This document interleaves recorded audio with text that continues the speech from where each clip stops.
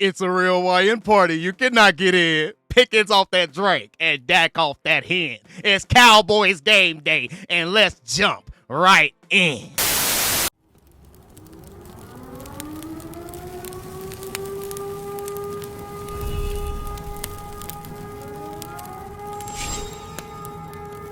Man, shut your up.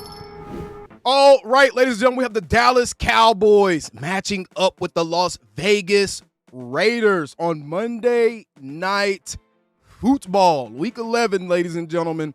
And this one right here is a matchup of the disappointing teams because I think that most people thought that both the Cowboys and the Raiders would be a little bit better than what they are, unless you're Vegas. Vegas thought the Cowboys was going to be ass. They must have had to fix him. But we have a very, very pivotal matchup for the Cowboys today because, ladies and gentlemen, this game is 100% a must-win. This is a do-or-die game for the Cowboys' playoff prospects. They are currently like 4 spots back of a wild card spot now.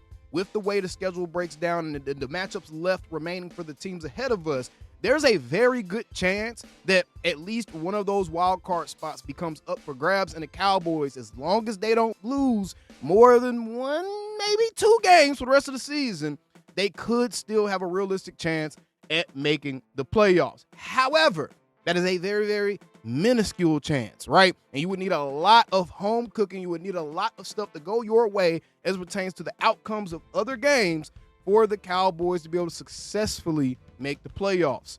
With that being said, this Raiders game is 100% probably the most important game left on the Cowboys schedule because if they don't win this one, they might as well pack it up for the rest of the season because they are 100% not beating the rest of the teams that comes after the Las Vegas Raiders, the Eagles, the Lions, the Chiefs, all those teams. Even though we've seen chinks in the armor of literally every team in the NFL this year, I don't think there's a single perfect team in the NFL. Even the team in our division, the Philadelphia Eagles, they're having a really good season. I hate to say it. Even with all the drama going on, they're having a really good season, but they absolutely have chinks in the armor, and it's up to teams facing them to take advantage of those chinks, and thus far, these teams have not been able to. They just have not been able to. I don't know what's going on. The Eagles have literally had one of the luckiest runs I've ever seen in my life, bro. The quarterback don't even have to play well, and the team will still win a game because the defense ends up holding one of the most explosive offenses in the NFL to less than 20 points, bro. So the Eagles, they're going to be a problem. And if the Cowboys can't beat the Raiders, then the season is pretty much wraps as it pertains to any looking forward towards the playoff. Any type of hope that you have for the playoffs, they lose to the Raiders, that's pretty much out the window. I ain't even gonna lie to y'all. Now, how do we beat the Las Vegas Raiders? And what are some things we need to watch for in this game to kind of determine how the outcome is going to be dictated?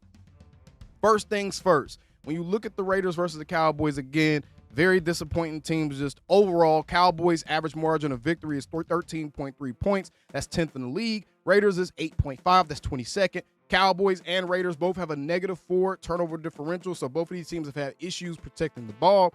And penalty-wise, the Raiders are much less penalized than the Cowboys. The Cowboys have 10 more penalties accepted on the season than the Raiders. Good for 22nd in the NFL. The Raiders are 12th in the NFL as it pertains to penalties. Now, the biggest difference between these two teams, and this is right here, this is why I say all hope is gone if we lose.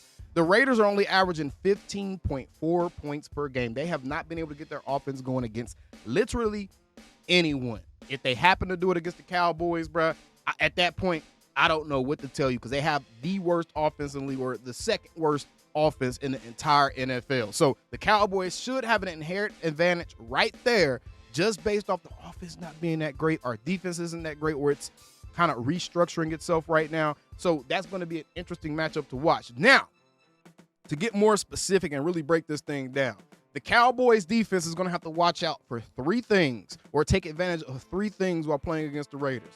First off, Gino Smith.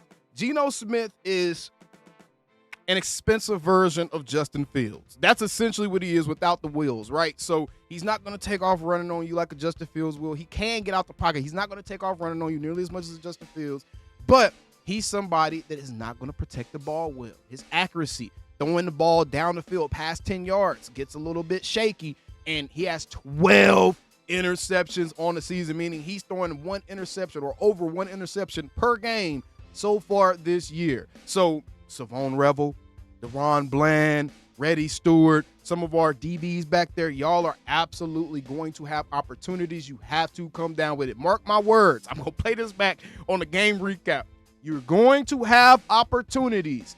Make sure you take advantage. Gino Smith is going to give you at least 1 to 2 balls that should be interceptions.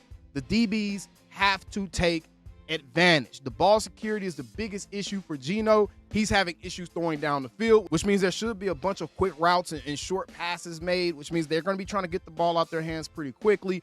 With that being the case, I would love to see the Cowboys play a little bit of press in this game. The reason being is because the Raiders probably have the most unseasoned, I'll say, wide receiver room currently as we speak in the NFL right now. They don't have a single guy in that receiver room that is dangerous or that warrants you having a shutdown corner or anything, right? There's a bunch of guys trying to make their name, and their biggest receiving threat by far is Brock Bowers. And I think that this game is going to be the perfect indicator for whether or not our linebackers are going to be better and whether or not our safety is going to be better, because for you to be able to cover Brock Bowers and for you to be able to cover Ashton Genty for how they use him or how he's most effective running outside the tackles, they're going to have their linebackers playing downhill. Linebackers going to have to be hitting gaps. Safety's going to have to come down and help and seal the edge. And they're going to have to play very disciplined in their run fits for them to have a good game against Genty. He has struggled running up the middle. The Cowboys defense is strongest in the middle now, especially with the addition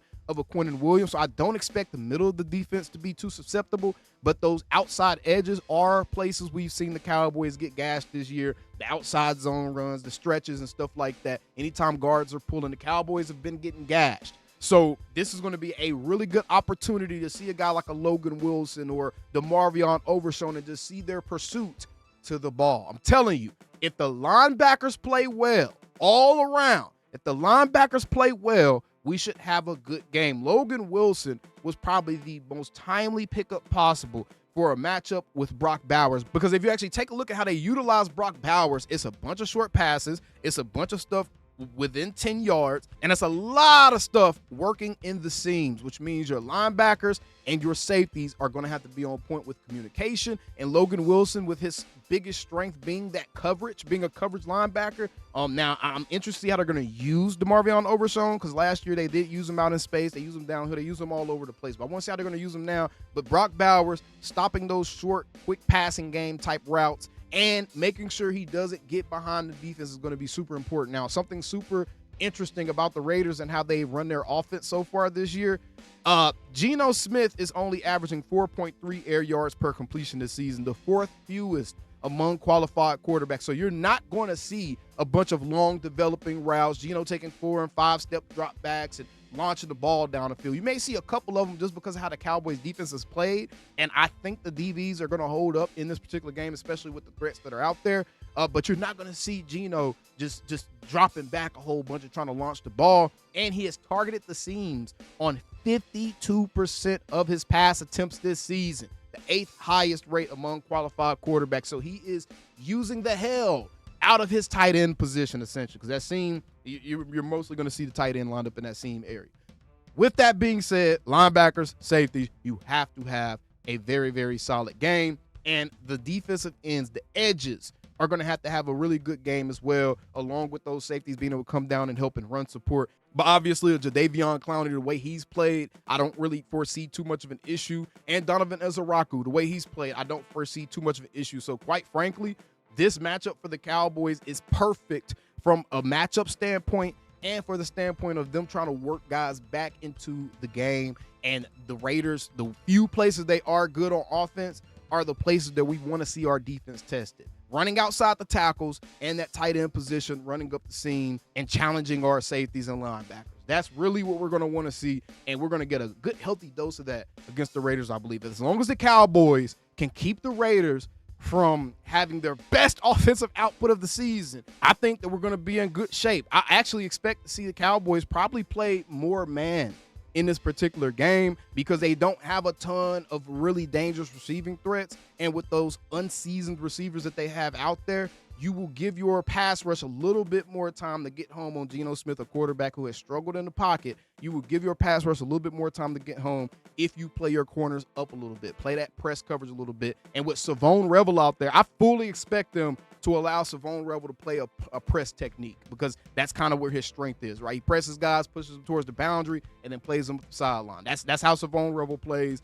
And I'm hoping that with him out there on the field, we're going to see more press man looks, because the 10 yards off the ball and 8 yards off the ball thing, that is exactly the recipe for allowing a struggling offense to get going and just allowing them to take what you give. Because even though Geno Smith has been struggling, he is a veteran enough quarterback where I do think he can exploit some of those zone coverages. So man coverage, make Geno have to make NFL throws, make his receivers have to make NFL catches, and allow your pass rush time to get home, because if you do, you can make some hay in this game, especially with the Raiders having some issues on their offensive line. Their offensive line is very hurt right now. I think they just lost their right guard, I believe. They're Jackson Powers. They just lost their right guard, and I believe they're missing like another guy or two on that line as well. So the defensive line for the Cowboys, this should be a coming out party for Quinnen and all these boys, bro. I'm telling y'all right now, I would not be surprised to see Kenny or Quinnen end up getting a sack in this game. I wouldn't be surprised to see an interception happen by Deron Bland or a Savone Revel. I would not be surprised at all. I'm dead ass. I wouldn't be surprised at all to see that, but I'm going to say this. The keys to the game are very simple. Contain Brock Bowers, cover those seam areas, cover that hook curl area where the tight ends like to live at, and you should be perfectly fine. Make sure that you're sealing off the edges in the run game, getting your run fits, and you should be perfectly fine. Very excited to see how Logan Wilson plays, Quinnen Williams, Savone Revel, DeMarvion Overshown. This is a very exciting game for Cowboys fans, and those are the keys to victory. It's very, very simple against a struggling team. You don't have to do rocket science to figure out what the Raiders are good at, what they're bad at, because there's not many things that they're good at. The only thing that they are good at right now is Brock Bowers. Brock Bowers is really the only thing that's looked really great for the Raiders so far. Even Ashton Jeanty has been a little bit disappointing. That's mainly because of the offensive line play for the Raiders. So that's why that if we see the Raiders offense get off, I'm completely out on Matt Eberflus. I'm trying to give him a chance. If we see the Raiders offense get off, I'm completely out on Matt Eberflus. Either way, let me know down in the comments below, what do you think the keys to this game are, and what do the Cowboys need to do to make sure that they come away with a W? Appreciate you guys tuning in. Be sure to leave a like on the video, subscribe for more Dallas Cowboys content on the regular, and how about them Cowboys? Game day, baby! Texting me, paging me, asking me, am I still them boys? Y'all usually check on me. Listen.